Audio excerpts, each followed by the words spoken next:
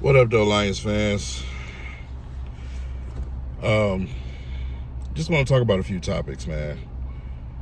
You know, the Hendrickson thing is picked back up.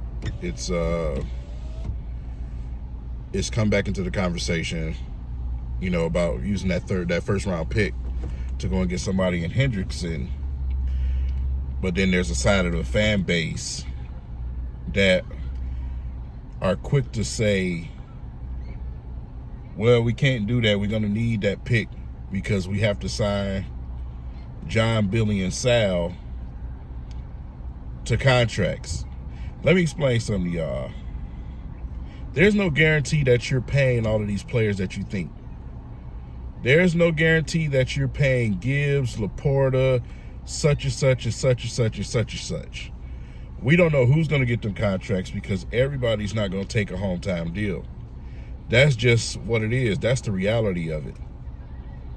And we're at a place right now where our window is getting very, very tight because these teams are getting very, very good, and they're taking advantage of their window.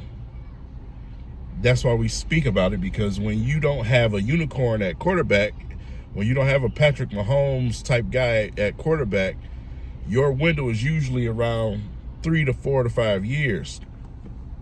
Ours is starting to shut because we don't have that unicorn at quarterback. That just overpowers a lot of the issues that you have as a team. So you don't know who's going to get those contracts while you quickly throw that out there. Like, we have to pay these people. You don't know who those people are, and you don't know what they're going to demand. So when you have an opportunity like this, you take it. And that's why you see teams that, you know, go to the Super Bowl and compete for 2 to 3 years. They do this all the time. It's not a new thing. It's not something that's out of the ordinary. It's actually very normal. And a lot of people, they put a lot of trust into that brain head of Brad, Dan, and the Spielman. And, you know, when you look at this situation with these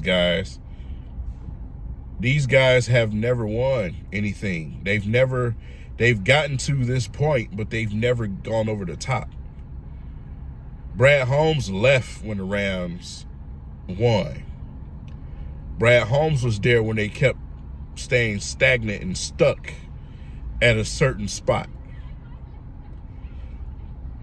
So I'm not really sure that these guys understand what it takes to get over the top. We're at the top.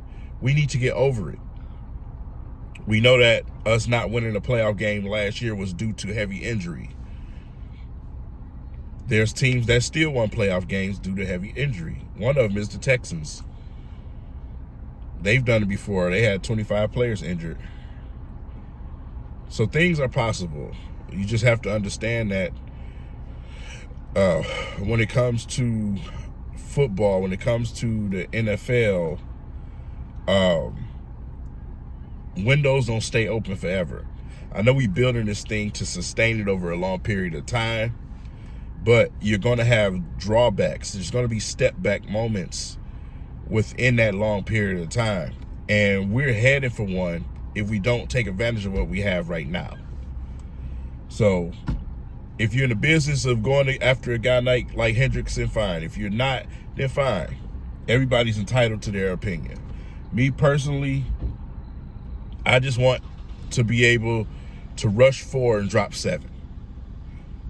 You know, and I want to be able to run zone. I don't want to be stuck heavy in a man package like we were. We got too comfortable with that, and it bit us in the ass. I want to be able to rush 4 and drop 7. That's what I'm asking for. A push up front without sending a house. And in order to do that, we need more than just Hutch. We need guys that's going to get in that backfield consistently, especially when we're playing against elite offensive lines and elite quarterbacks. When we're playing against the Josh Allens and you know, the Daniels and the Lamar Jacksons, the mobile quarterbacks, man, our schedule is very, very tough next season. So my reasoning is a little bit different than everybody's. I have no problem telling the truth about anything. I don't care who gets mad. If you look at my Lions videos, you see the engagement is not high as it used to be, because a lot of people don't want to hear it. And I don't care. I'm gonna be here. And when things do fall off, when the ship does sink, I'm gonna destroy every single body that oppose me. That's what I do all the time. I've been doing this for 10 years, and it's not gonna stop. Not only do I question if we know how to get over the top and win as an organization, I know for a fact the Lions fans have not seen what it looks like for a team to win, for a team to build to win. This is all new to a lot of Lions fans, because Lions fans, I say it all the time, they only watch the Lions. But when you're a football fan in general, like myself, you've seen teams build these things. You look at the arrogance that you have right now in the NFC North in our division alone with Lions fans. They hold their chin up a little too high. They're not paying attention to what these teams are doing and where they're trying to go. They're building teams specifically to beat you. And these are teams that have historically beat you. You're the new guy in the clubhouse still. I'm not telling you not to be confident in your team. I'm telling you, don't be overconfident in your team. Hold your team to a standard. It's the same thing that I tell the Detroit Pistons fans here in the city. Hold your management group to a standard.